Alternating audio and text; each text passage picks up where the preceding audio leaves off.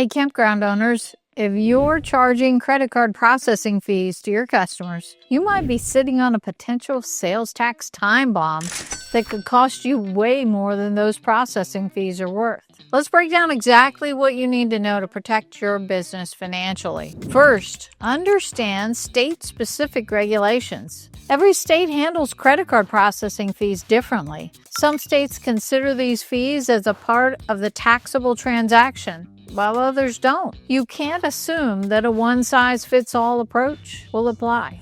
Specifically, for campgrounds, states like California and Florida have stricter interpretations that often include the processing fees in the taxable amount.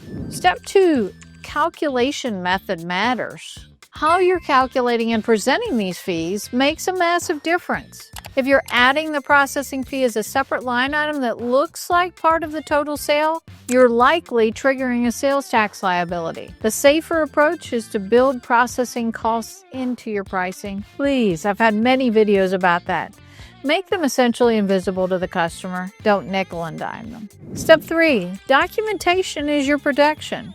So keep meticulous records of how you're handling these fees. If a state auditor comes knocking, your documentation can be the difference between a minor adjustment and a potentially devastating financial hit. Create a consistent system that clearly shows how processing fees are managed across all transactions. You never want a sales tax auditor sitting there looking at your records. They're not leaving without money. Step 4, proactive state-by-state review. So don't wait for an audit.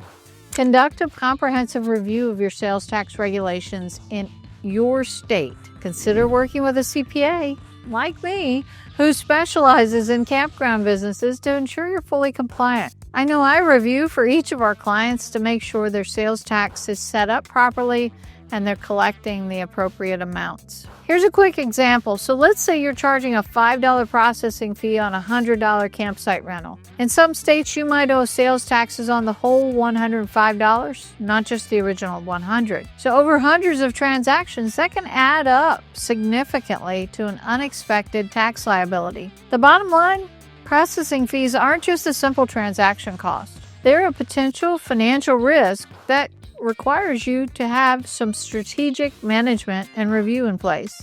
Stay ahead of the game, protect your campground's financial health, and never let a surprise tax bill derail your business success.